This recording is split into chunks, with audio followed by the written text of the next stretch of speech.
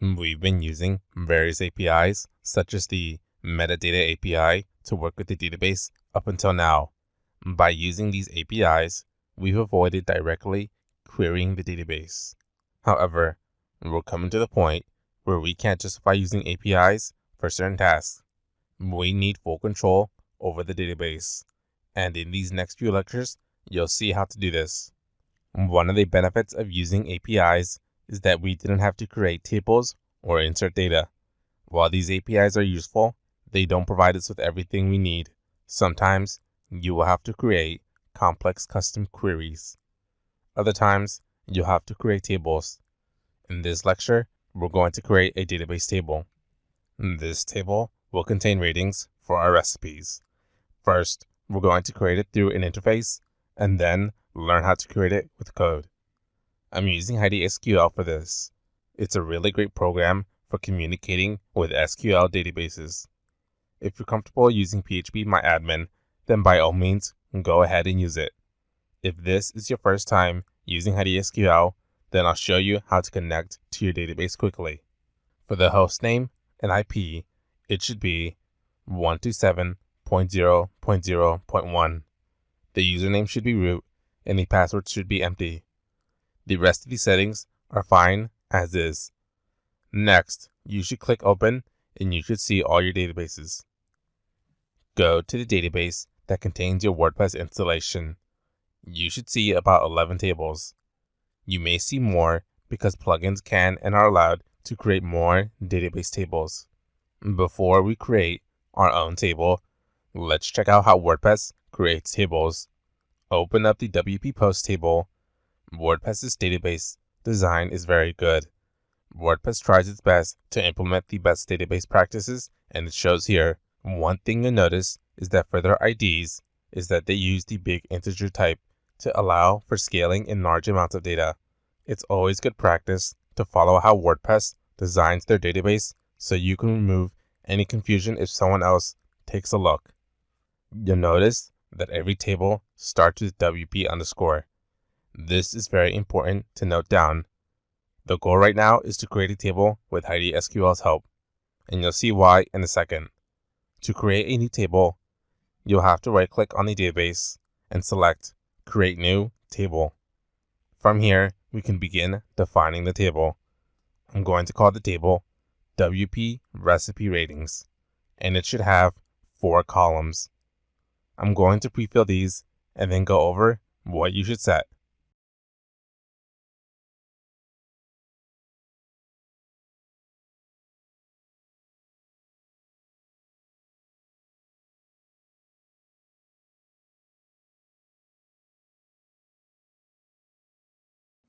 Pause the video for a second and fill out the form just as I did.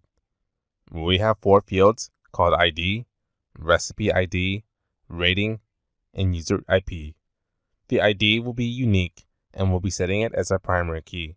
To create a primary key, you just right-click and select Create New Index, Primary. The type should be BigInt. We use BigInt as this is what WordPress uses for their own IDs. The length should be 20 with auto increment as the default. The recipe ID will contain the ID of the post.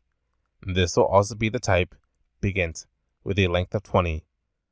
The rating will contain the actual user rating along with the user IP. Let's create our table now. You should receive no errors so far. Great.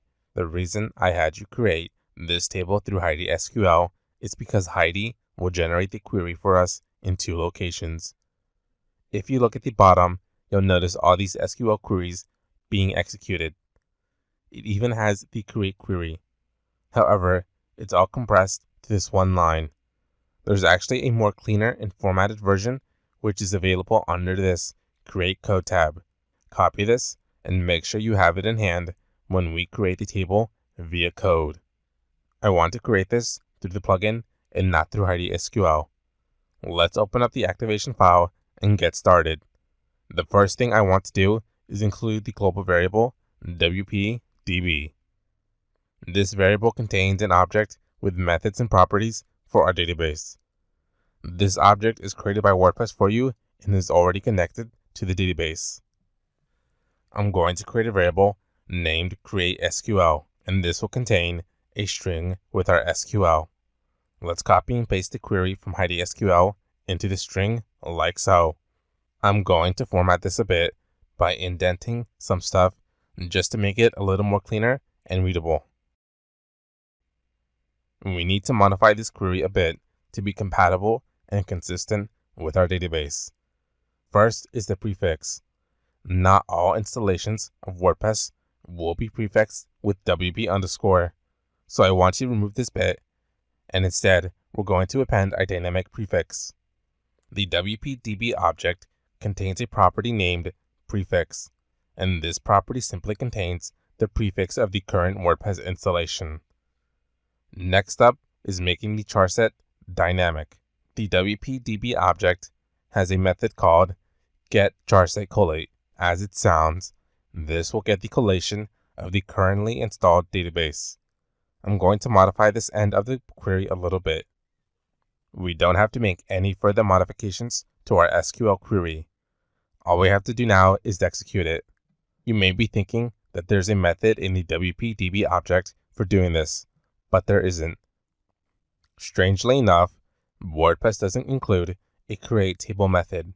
Instead, we have to use a different function. I'm going to require a file called the wp_admin/includes/upgrade.php file. I also appended this to the constant named apps_path. This constant is created by WordPress and points to the root installation of our WordPress site. We have to include this file so we can use a function called dbdelta. This file isn't usually loaded, so we have to load it ourselves. The dbdelta function is used for executing queries that modify the database. In the resource section, I provide a link to this function.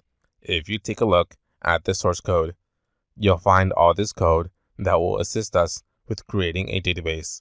Here is what WordPress has to say about this function. Useful for creating new tables and updating existing tables to a new structure. I'm going to pass this function our query and we're done. I'm going to go back to HeidiSQL and I'm going to drop the newly created table. Dropping a table is just another way of saying deleting it.